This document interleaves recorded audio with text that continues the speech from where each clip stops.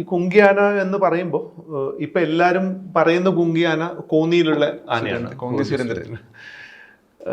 ഇത് ശബരിമല കാട്ടിൽ നിങ്ങാണ്ട് 98-ലെങ്ങാണ്ട് അബാൻഡൻഡ് ആയിട്ട് കിട്ടിയിട്ടുള്ള ആനയാണെന്ന് പറയുന്നത്. അപ്പോൾ അബാൻഡൻഡ് ആയിട്ട് ആനകളെ കിട്ടുന്നത് രണ്ട് തരത്തിൽ അബാൻഡൻഡ് ആയിട്ട് ആനകൾ കിട്ടാറുണ്ട്. ഒന്ന്, ഗ്രൂപ്പിൽ നിന്ന് ചിലപ്പം വേറെ എന്തെങ്കിലും കാരണവശാൽ മിസ്സാവുന്ന ആനകൾ. ഉദാഹരണത്തിന് ഒഴുക്കിൽപ്പെട്ടിട്ട് നദി ക്രോസ് ചെയ്യാൻ വേണ്ടി പോവാണ്. അപ്പോൾ അങ്ങനെ നമ്മളൊന്നും സങ്കല്പിക്കാത്ത കാര്യങ്ങൾക്ക് ഞങ്ങൾ വിറ്റ്നസ് ചെയ്തിട്ടുണ്ട്. ഈ കുട്ടമ്പുഴ നേര്യമംഗലം ആ ബെൽറ്റിൽ വർക്ക് ചെയ്യുന്ന സമയത്ത് തട്ടേക്കാട് സാങ്ച്വറിയുടെ അടുത്ത് 2 ആനക്കുട്ടികൾ വെള്ളച്ചാട്ടത്തിൽ, 3 ആനക്കുട്ടികൾ, ഒരു ചെറിയ കുട്ടികളല്ല, ഒരു സബ് അഡൽട്ട് ആനകൾ വെള്ളച്ചാട്ടത്തിൽ ഒലിച്ച് താഴേക്ക് വീണ് പാറയിടുക്കിൽ വീണ് ചത്തുപോയതിനെ ഞാൻ പോസ്റ്റ്മോർട്ടം ചെയ്തിട്ടുണ്ട്. പോസ്റ്റ്മോർട്ടം ചെയ്തതിന് കൂട്ടുനിന്നിട്ടുണ്ട്.